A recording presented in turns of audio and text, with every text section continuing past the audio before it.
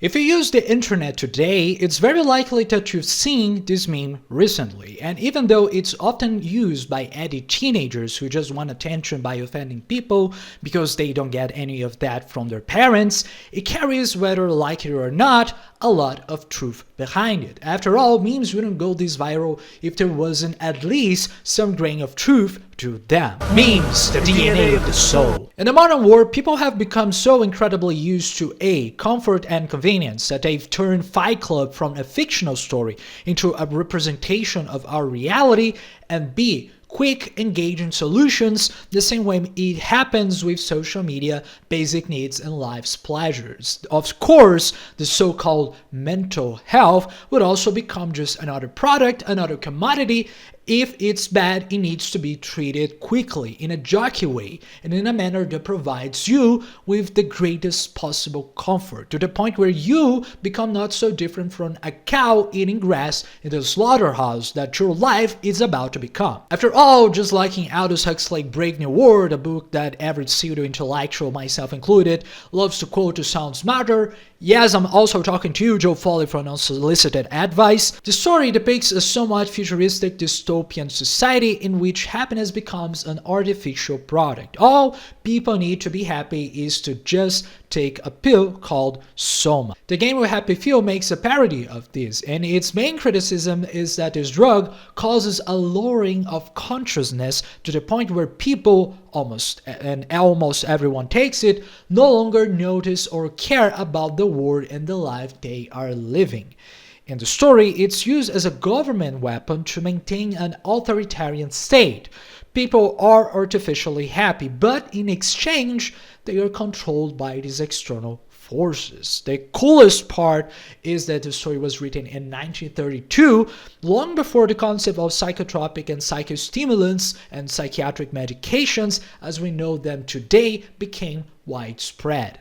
Anyway, the fact is that nowadays many people blindly believe in psychotherapy and psychiatry because of the supposed knowledge of these professionals. We have traded faith in God and in religious institutions for faith in science and in academic ones. Even without knowing the full effects of the substances in our bodies, if a so-called professional recommends it, you are very likely to take it, consume it, and keep using it because you have faith in it. And all of that regardless of the side effects that it might appear later, even if the professional says that, oh no, everything is fine, and you are clearly seeing that it is not fine.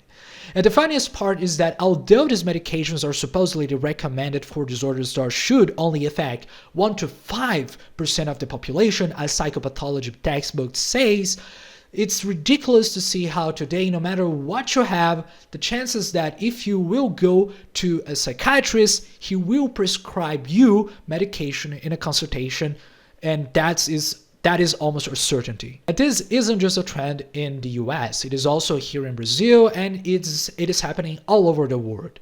And that's when the questions arise. What do these medications actually do?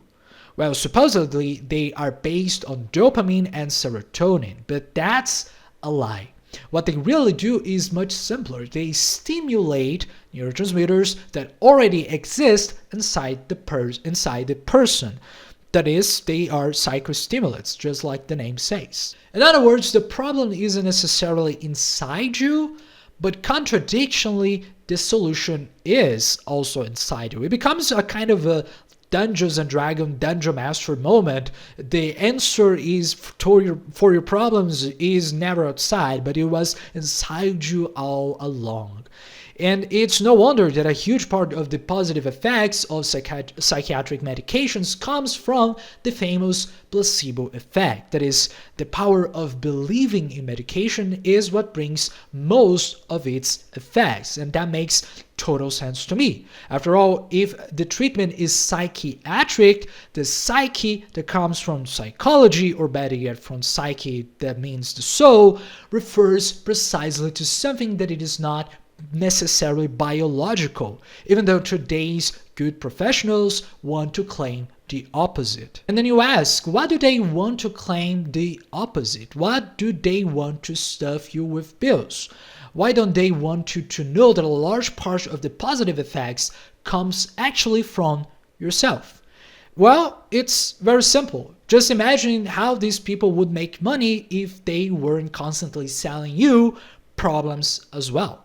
So it is a very fair question to ask. How many of these cases are truly cases that need medication, and how many have simply become a matter of convenience, both for people seeking quick solutions, just like in everywhere in today's society, and for professionals who don't know how to deal with life's problems except by doping their patients, turning them once again into cows gazing in the pasture. Because at the end of the day, that's how they also learn how to deal with problems. They aren't about philosophy anymore. They aren't about talking to their patients and knowing what their problems are.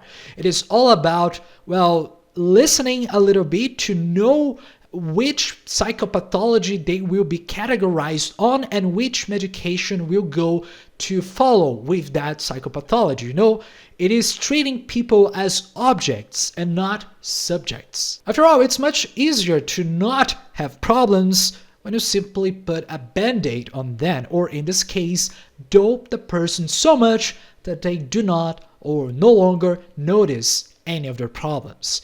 And I say this because I've had patients who were taking abusive amounts of medication, suffering from these side effects of inhibition, and that made them completely, blind to life, let's say.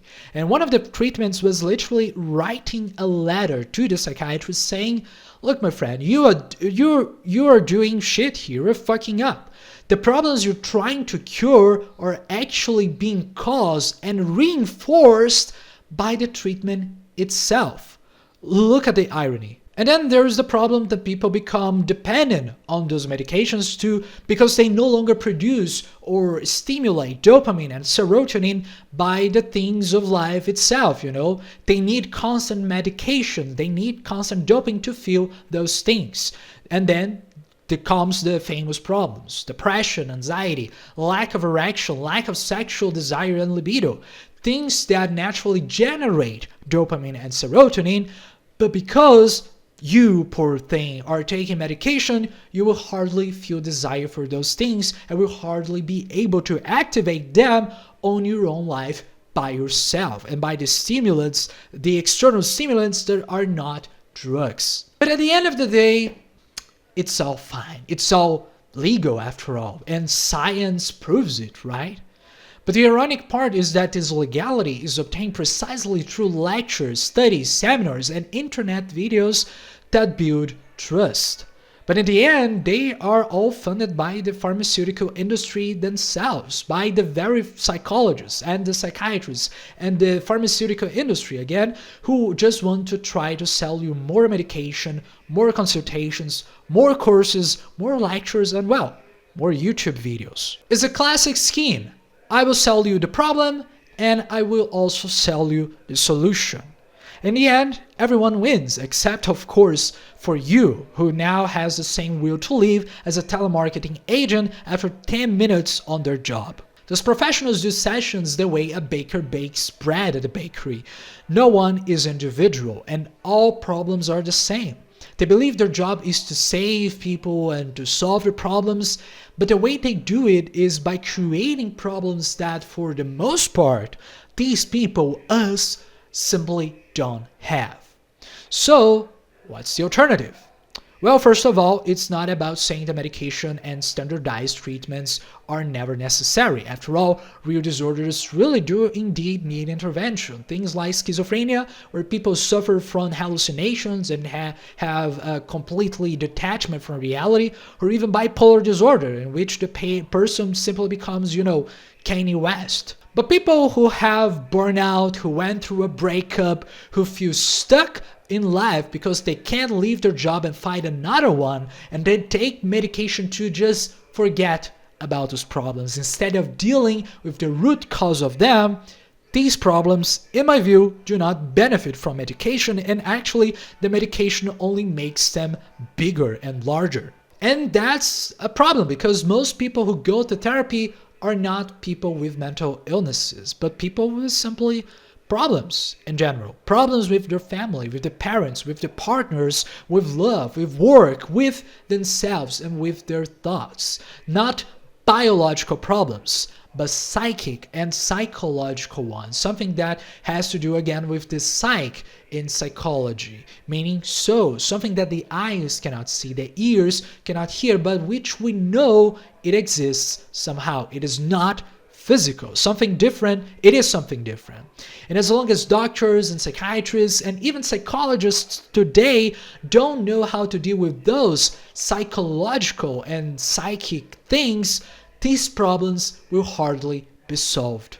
Quite the opposite. Just like in Aldous Huxley's story, it's more likely that we will live in a world where the government, the professionals, the big pharma companies that fund those studies and those medications want you and me to keep taking those things and living our life that isn't our own, trying to control ourselves, or the way we work, the way we have relationships with others, the way we live our lives. And to end, here is the psychoanalytic question of this video. Who are you beyond the problems that other people say that you have? If other people define the problems you have in your life, isn't it obvious that they will also define the solutions? And if they define the solutions, well, what happens to your life?